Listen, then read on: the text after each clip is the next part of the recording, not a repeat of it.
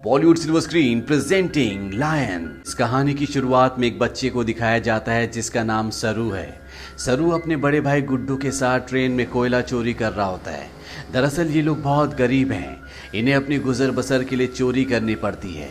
ये दोनों ट्रेन से बहुत सारा कोयला चोरी करते हैं और उस कोयले को एक दुकान में बेचने के लिए जाते हैं।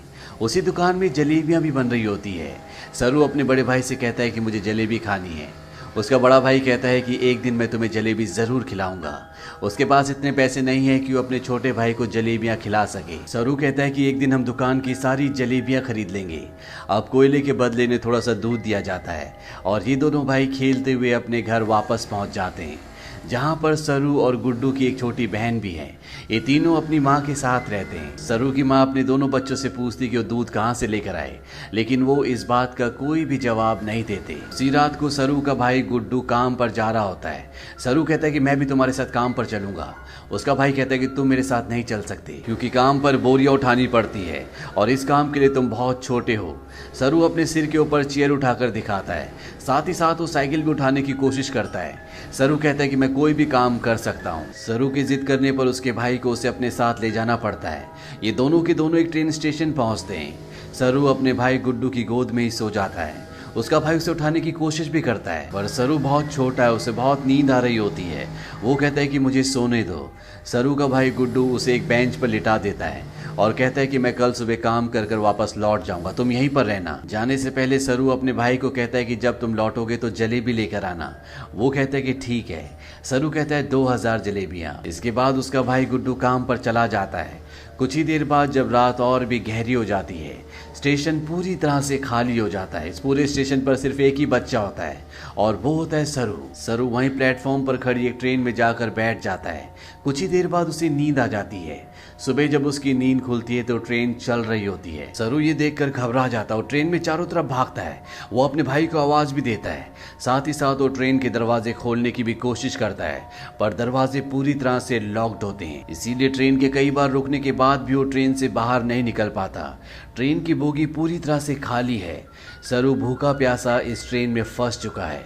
कुछ दिन का सफर तय करने के बाद ट्रेन कलकत्ता वेस्ट बंगाल पहुंच जाती है, यानी सरू के घर से 1600 किलोमीटर दूर।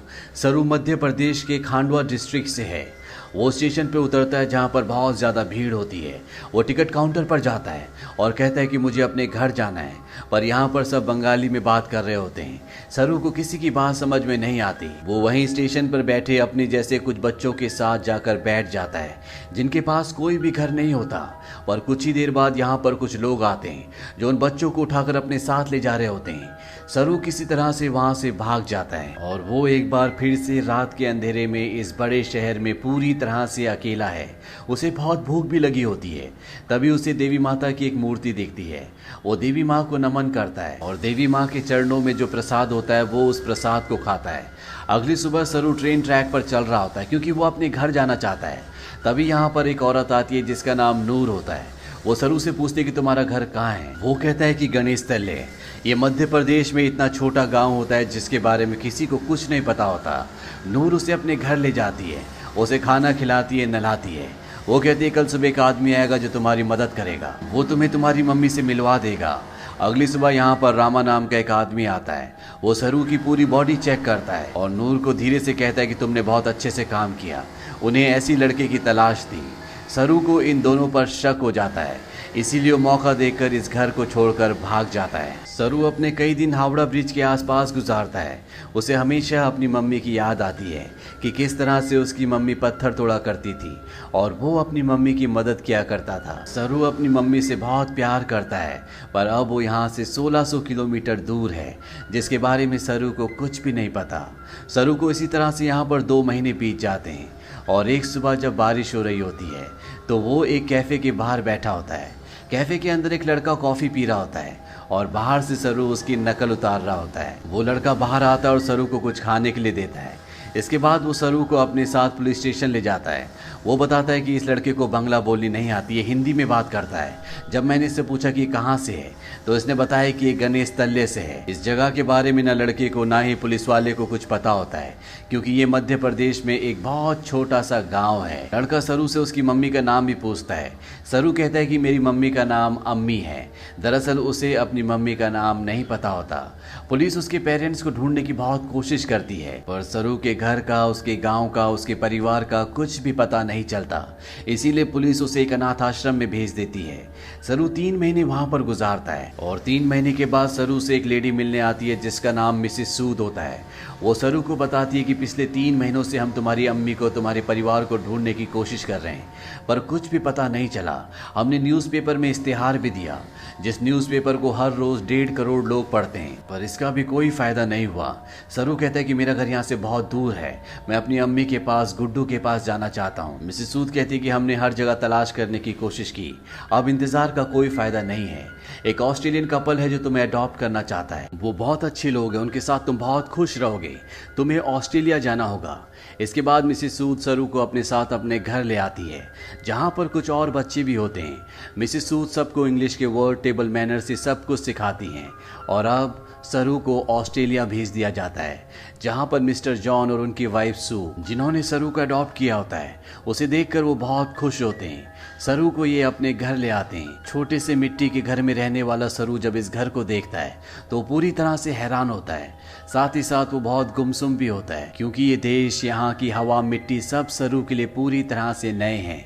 सरू की मॉम, जिसका नाम सू है, जिसने सरू को अडॉप्ट किया है, वो सरू से इंग्लिश में कहती है कि मुझे पता है कि तुम्हारा सफर इतना आसान नहीं था, तुम मुझे इस वक्त कुछ नहीं बता सकते, पर एक दिन तुम मुझे सब कुछ बताओगे।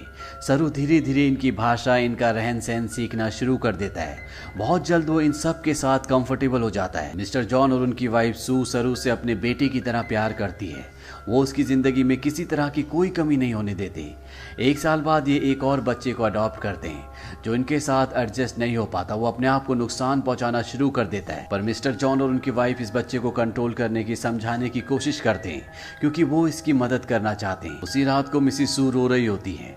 सरू उनके पास जाता है, उनके आंसू पोंछता है और उनके गले से लग जाता है, यानी कि अब उसने पूरी तरह से उन्हें अपनी मॉम मान लिया है।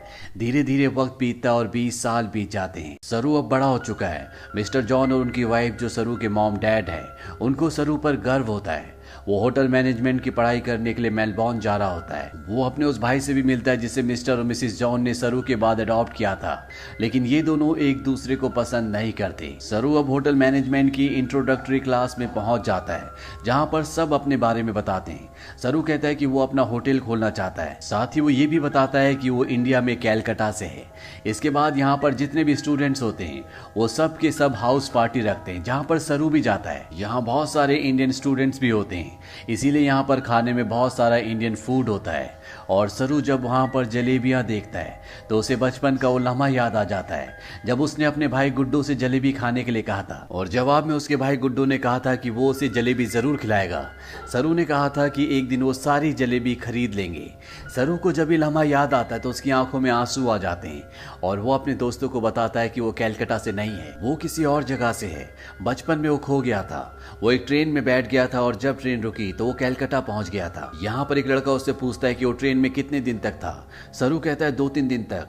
वो लड़का उसके गांव का नाम पूछता है। सरू कहता है गणेश तले, लेकिन सरू को अब ये भी नहीं पता कि वो अपने गांव का नाम अच्छे से प्रोनाउंस कर पा रहा है कि नहीं, क्योंकि उसे हिंदी बोलनी नहीं आती, वो अब सिर्फ इंग्लिश बोल सकता है। यहाँ पर एक लड़का उससे कहता है कि कैलकाटा के हावड़ा ब्रिज से, जहाँ पर तुम बचपन में पहुंचे थे, अगर वहां से हम टाइम और ट्रेन की स्पीड को कैलकुलेट करें और वापस जाएं तो हम तुम्हारे गांव के आसपास के रेडियस में पहुंच सकते हैं। यहाँ पर एक लड़की उसे गूगल अर्थ के बारे में बताती है। वो कहती है गूगल अर्थ के सहारे तुम दुनिया की किसी भी जगह को ढूंढ सकते हो, पर सरू इस बारे में और ज्यादा बात करने से मना कर देता है। इसके बाद ये पार्टी से निकल जाते हैं। सरू के साथ एक लड़की भी होती है जिसका नाम लूसी होता है। ये दोनों एक दूसरे की तरफ अट्रैक्टेड होते हैं, इसीलिए रात को ये दोनों एक दूसरे के फिजिकली बहुत क्लोज हो जाते हैं। अगली सुबह जब सरू उठता है तो उसे अपने पेरेंट्स की, अपने घर की, अपने गाँव की याद आती है। उसे एहसास होता है कि उसके खो जाने के बाद उसकी मॉम, भाई बहन उसके लिए कितना परेशान हुए होंगे, इसीलिए वो गूगल अर्थ एप्लीकेशन के जरिए, साथ ही साथ स्टेशन से अपने घर की जो दूरी होती है उसकी कैलकुलेशन करके हर तरह से अपने गांव गणेश तले को ढूंढने की कोशिश करता है, पर उसकी सारी कोशिश पूरी तरह से बेकार हो जाती है। धीरे धीरे वक्त बीतता और 3 साल बीत जाते हैं। लूसी का और सरू का रिश्ता अब और भी गहरा हो चुका है। ये दोनों एक दूसरे से बहुत प्यार करते हैं, पर सरू आज भी अपने परिवार के लिए परेशान है। उसे कई बार अपने भाई की छवि दिखती है। उसे एहसास होता है कि उसका भाई उसे कह रहा है कि उसे घर चले जाना चाहिए। सरू अपने परिवार की यादों में उन्हें ढूंढने में इतना खोया होता है कि धीरे धीरे वो लूसी से अलग हो जाता है। वो लूसी से कहता है कि तुम मुझसे बेहतर इंसान डिजर्व करती हो। लूसी और सरू अलग हो जाते हैं। कई महीनों के बाद लूसी को सरू जब एक दिन एस्केलेटर पर देखता है तो वो उससे बात करता है। वो लूसी से कहता है कि वो उसे बहुत मिस करता है। इसके बाद एक बार फिर से दोनों एक दूसरे के बहुत क्लोज आ जाते हैं। लूसी सरू से कहती है कि तुम्हें अपनी मॉम के पास जाना चाहिए, उन्हें तुम्हारी जरूरत है। सरू अपनी मॉम के पास जाता है जिनकी तबीयत खराब होती है। सरू को आज तक ये लगता था कि उसकी मॉम ने उसे इसलिए अडॉप्ट किया क्योंकि वो कभी माँ नहीं बन सकती, पर सू सरू को बताती है कि मैं माँ बन सकती थी, पर मैंने और तुम्हारे डैड जॉन ने डिसाइड किया था कि हम 2 बच्चों को अडॉप्ट करेंगे, क्योंकि इस दुनिया में बहुत सारे ऐसे बच्चे हैं जिन्हें माँ बाप की, परिवार की जरूरत है। वो सरू को अपने बचपन का एक एक्सपीरियंस भी बताती है। वो कहती है कि मेरे डैड बहुत ज्यादा अल्कोहल पीते थे, वो एक अच्छे इंसान नहीं थे।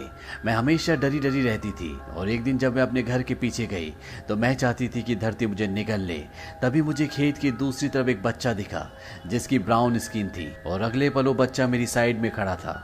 उस पल मुझे एहसास हो गया कि अब मेरी जिंदगी में सब कुछ ठीक होगा। फिर तुम और तुम्हारा भाई मेरी जिंदगी में आए, लेकिन अब तुम मुझसे बात नहीं करते, मुझे तुम्हारी जरूरत है। सरू को यहाँ पे एहसास होता है कि उसे अपनी मॉम का साथ देना चाहिए, और साथ ही वो अपनी बायोलॉजिकल मदर को भी ढूंढना चाहता, अपने भाई को ढूंढना चाहता है। इसीलिए एक बार फिर से वो गूगल अर्थ पर अपने गांव को ढूंढने की कोशिश करता है, और जब वो इंडिया के अलग अलग हिस्सों को जूम करके देखता है तो उसे वो जगह दिख जाती है जहाँ पर उसकी मॉम पत्थर तोड़ा करती थी। इसके बाद वो धीरे धीरे आसपास के पूरे एरिया को सर्च करता है और उसे अपना गाँव, जिसका नाम गणेश तलाई है, वो मिल जाता है। उसे पता चल जाता है कि उसका गांव मध्य प्रदेश के खांडवा डिस्ट्रिक्ट में है। इस बात से बहुत खुश होता है। वही बात लूसी को और अपनी मॉम को भी बताता है। उसकी मॉम भी उसके लिए बहुत खुश होती है, क्योंकि उसकी मॉम और उसके डैड चाहते हैं कि वो इंडिया जाकर अपने परिवार से मिले। सरू अब भारत आ जाता है और वो उस जगह पहुंच जाता है जहां पर उसने अपना बचपन बिताया था। वो धीरे धीरे बचपन की यादों से आगे बढ़ता हुआ उस घर तक पहुंच जाता है जहां पर बचपन में वो अपनी मॉम, अपने भाई और अपनी बहन के साथ रहा करता था। पर अब इस घर में कोई भी नहीं रहता। वो आस पड़ोस से पूछने की कोशिश भी करता है, पर उसकी भाषा किसी को भी समझ नहीं आती, और ना ही अब वो हिंदी समझ सकता है। तभी वहां पर एक आदमी आता है जिसे इंग्लिश आती है। सरू उसे अपने भाई का और अपनी बहन का नाम बताता है। उससे पूछता है कि जो परिवार पहले इस घर में रहता था अब वो कहाँ चला गया, पर वो आदमी उसकी बात का जवाब नहीं देता, वहां से चला जाता है। पर कुछ ही पलों के बाद वो लौट कर आता है और सरू को इशारा करता है। सरू जब उस तरफ जाता है तो वो देखता है कि सामने से एक बूढ़ी औरत आ रही होती है, और ये औरत और कोई नहीं बल्कि वो होती है जिसकी गोद में सरू ने अपना बचपन बिताया था। ये उसकी बायोलॉजिकल मॉम होती है। वो उनके गले लगकर बहुत रोता है। सरू की मॉम आज तक इस गांव को छोड़कर इसीलिए नहीं गई थी क्योंकि उसे यकीन था कि एक दिन उसका बेटा लौटकर जरूर आएगा। सरू की बहन भी यहाँ पर होती है। वो अपनी बहन को अपने गले से लगा लेता है, पर सरू अपने भाई से मिल नहीं पाता। उससे पता चलता है कि जिस रात वो अपने भाई के साथ काम पर गया था, पर सरू को नींद आ रही थी, इसीलिए उसके भाई ने उसे बेंच पर सुला दिया था। और जब उसका भाई जा रहा था तो सरू ने अपने भाई से कहा था कि सुबह जलेबी लेकर आना। उसी रात को उसके भाई गुड्डू की एक ट्रेन दुर्घटना में मृत्यु हो गई थी। यानी कि एक माँ ने एक ही रात में अपने दोनों बेटों को खो दिया था, पर उसकी उम्मीद, ईश्वर पर उसकी आस्था थी, जो इतने सालों तक वो अपने छोटे बेटे सरू का इंतजार करती रही। और आज 25 सालों के बाद उसका बेटा वापस लौट आया। सरू इसके बाद ऑस्ट्रेलिया में अपने मॉम और डैड को कॉल करता है। वो उन्हें बताता है कि मुझे मेरा परिवार मिल गया, पर इससे कुछ भी नहीं बदलता।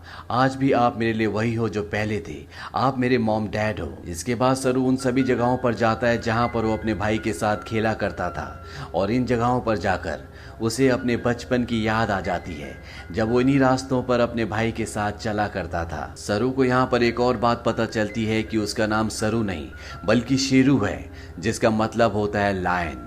अंत में हमें कुछ रियल फुटेज दिखाई जाती है जिसमें सरू के वो माँ बाप जिन्होंने उसे अडॉप्ट किया था वो इंडिया आते हैं। इंडिया में सरू की जो असली बायोलॉजिकल मॉम होती है वो उन्हें अपने गले से लगा लेती है। तो ये थी सच्ची कहानी सरू की। ऑफिशियल रिपोर्ट्स के मुताबिक पता चलता है कि भारत से हर साल 80,000 बच्चे गायब होते हैं, लेकिन उसमें से 1% भी बच्चे ऐसे नहीं हैं जिनकी किस्मत सरू की तरह हो। इसीलिए इस पूरी कहानी, इस पूरी फिल्म के जो हीरो हैं वो और कोई नहीं बल्कि मिस्टर जॉन और उनकी वाइफ सू है, जो अपने बच्चे पैदा कर सकते थे पर उन्होंने फैसला किया कि वो अपने बच्चे पैदा ना करके उन बच्चों को अडॉप्ट करेंगे जिनके पास घर नहीं है, ताकि उन्हें एक अच्छा घर मिल सके। अगर इस दुनिया में हर एक इंसान की सोच इसी तरह से हो जाए तो ये दुनिया स्वर्ग बन जाए। तो ये थी पूरी कहानी फिल्म लॉयन की। ये फिल्म सन 2016 में रिलीज हुई थी। IMDb पर इसकी रेटिंग है 8। इस फिल्म का बजट था $12 मिलियन और बॉक्स ऑफिस पर इसने कमाई की थी $141 मिलियन की। उम्मीद करते हैं कि ये कहानी आपको पसंद आई होगी।